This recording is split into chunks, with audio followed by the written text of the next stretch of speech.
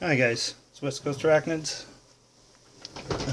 Today decided to do something different than normal feedings and whatnot. This is a how to set up your own terrestrial enclosure for a tarantula. Now, first off, go get yourself some type of enclosure. This is just a standard shoebox plastic container that I got at the dollar store. They're like $3. And the holes that I put in the side, I did that with soldering iron, just like this. You can pick them up hardware store. I think I got mine for 10 bucks on sale, so anywhere from 10 to 20 bucks, or even more if you want to get really expensive, fancy, but you don't really need much, just enough to melt the holes, and that's all I did. Now afterwards, you need to run your hand along each and every hole to make sure there's no sharp edges, because they will stick their legs through these no problem, and they'll try it all the time. This right here is one of my teas that is just molted out. The only one that I named, it's Dozer. This is my Peak and Certes number 1. You can see there, the molt was pretty intact, so I tried to stuff it, so it's got a cotton ball in the abdomen there. I still need to probably get it wet and form it around it, and then what I do is just paint the cotton there, and you can glue the carapace on more, and then good to go. Actually came out pretty good. It's a little bent still, but measuring the molt, measure it from the hind back leg on one side to the front other side opposite. It's 3 inches there, and that leg is folded in another ½ an inch, so it's around 3.5 inches for the molt, so he's probably about 4 inches. Pretty sure it's a male. Really hard to tell. I didn't want to wreck the molt, so I didn't really get it wet or anything, but I kind of tore the molt there, as you can see, so I might soak it anyway and find out. But a suspect male, 75% sure. And this, I'm just gonna go through some of the things. I've taken a bunch of old pieces out of an old aquarium. It's just a lid off of a juice cap, bottle of juice. I'm gonna use for a dish. Wash it really well under hot water. This is the plant I'm gonna put into here. This is out of a fish tank. It was, you can see the bottom there. Oops. How it kind of has a stand at the end. This had a bubbler that you fit into here, and it would bubble. And in another one of my videos, in some of the other enclosures, you'll notice there's a skeleton in a barrel that came off of this. It was actually in a fish tank, and the bubbler blew the skeleton's arms up and down. Anyway, I took all that apart and used them as hides in the other enclosures and decorations. And then this plant is also, these are just plastic plants I got at the dollar store, and this is out of a fish tank. This was to keep aquatic plants down, and I believe this was off a filter. There was the inside piece there, that round. It's like some kind of clay or something that used to weight down the plants, and they put soil inside of it in a little bag to help it grow. Anyway, I just kind of stuffed all that through there and tied it down with little zap straps and whatnot, and then I use this as a barrier to keep the tarantula from getting at the sharp parts, because the zap strap's got some sharp pieces on it, and the end of this has a wire in it, so I don't want him rupturing his abdomen or anything on that. So I put that over it as a barrier, and then I'm just going to plant this in the middle here. It just about fits, and I'm going to get a little crazy glue and glue that in. And then that's a little decoration for inside the enclosure. And then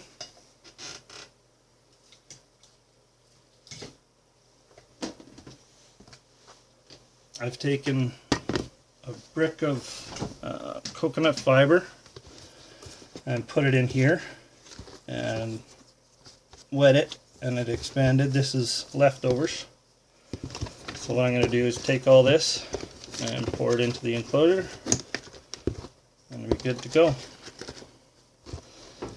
And this old substrate is still pretty good. It's only been in that enclosure for a little while, and I might mix it in with this because this is quite damp still. Well, it's not damp, but it's moist. I don't know. Barely sticks together when you squeeze it. So I'll mix the other stuff in, and it's quite dry, and that'll help it dry out a little bit faster, as this spider kind of likes it on the dry side, but it will not hurt it to be on moist soil. One spider that does not like any dampness is a Grammostola rosea, or portery as they call it now, or whatever they've decided to name it. I just call it a Grammostola rosea. There's 3 color forms: gray, pink, and red. The gray is the one that's kind of all grayish brownish. Pink is the one with the pink carapace. Actually, I probably won't use any of the other substrate. This is actually pretty good. And the red color form is the one that's pretty much red all over its body. It's got red hairs everywhere.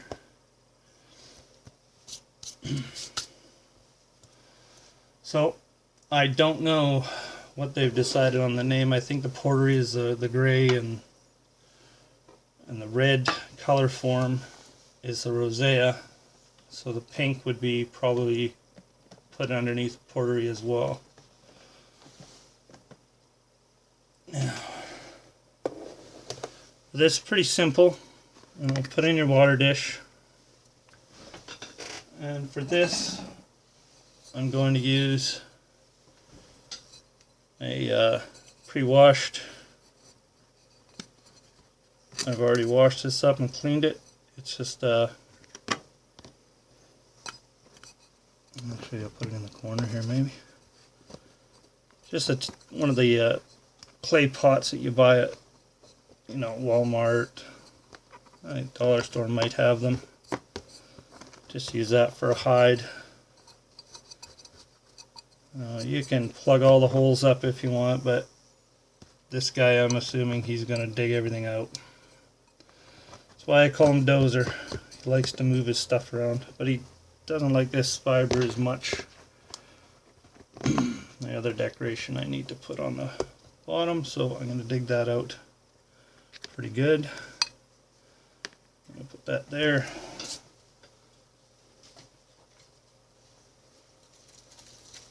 I'm just going to pause you a minute while I grab the crazy glue. Okay.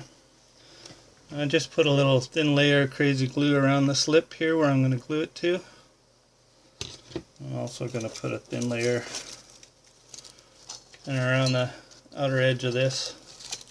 Now the crazy glue will not harm your tarantula. In fact, if your tarantula ever falls onto something, gets a hole in its abdomen, you know, you puncture it somehow in the leg, the first thing you want to do is grab a tube of crazy glue and you want to seal that hole up. As the crazy glue will dry quite quickly, and it can save your tarantula's life. And it will, as far as toxicity, it's not going to harm your tarantula, but leaving a hole in your tarantula will. And the only thing you can hope for at that point is that the next molt, it comes out fine.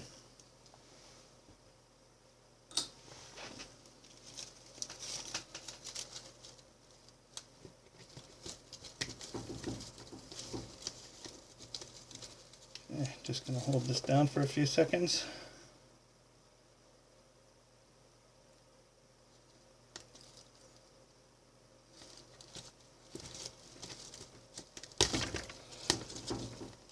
And I don't know if it's going to stick or not.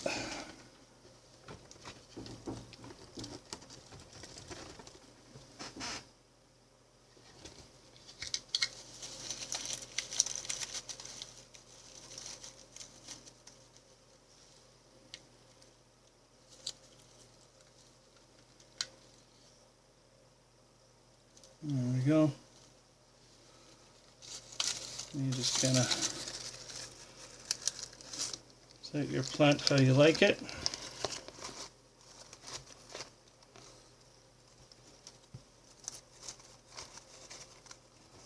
Put some substrate around it. The biggest thing is to make sure that there's nothing sharp in your enclosures that may harm your tarantula. Because if they climb on a roof even a couple inches high and fall on their back onto something sharp, they're most definitely going to puncture themselves, especially if they're adult or even subadult. A sling may get away with it, but a large tarantula will not, especially a well-fed one.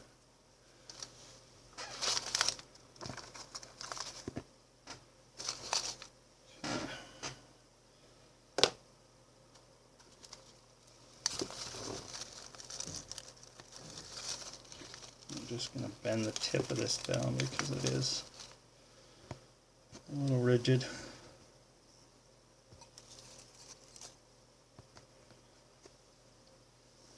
And there we go. It's your typical terrestrial setup for the tarantula.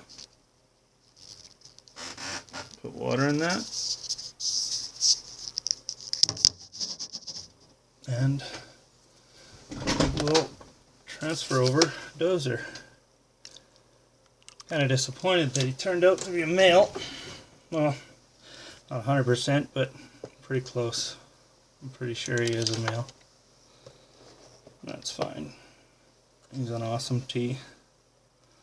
I've given him a day to harden up here. Now,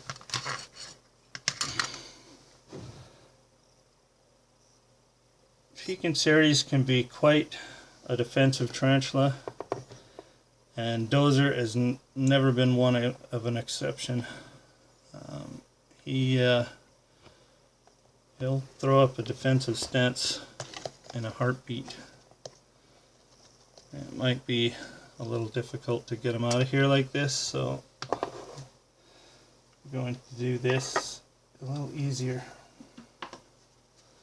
I'm going to put him in here, and then we're going to put him inside the other enclosure.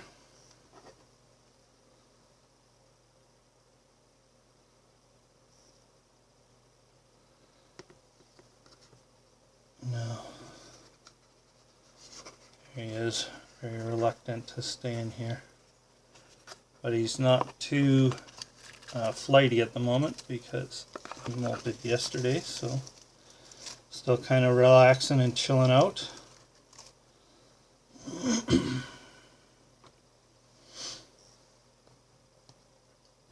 As long as you're gentle with them, there's no harm in moving them shortly after a molt.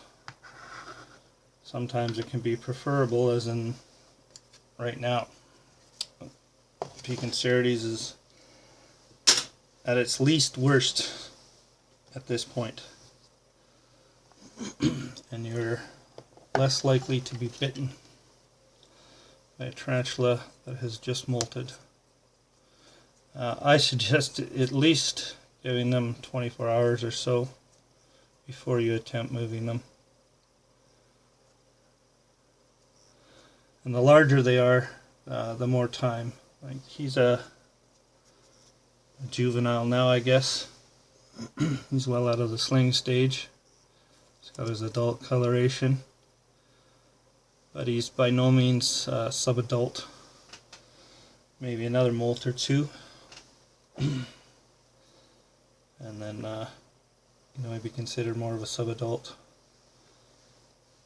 And in a couple of years, he'll be ready for breeding. Actually, he might be ready for breeding in maybe a year year and a half, as males do tend to mature out quicker. So there you have it. Dozer's in his new home. Looks like he's going to relax there. I think what I'll do is just leave him in there for a bit. Let him come out on his own. Let's take a look at the difference in size. I don't know if I can do this in any way that you can actually see. Let's put this right down in there. You can even see that.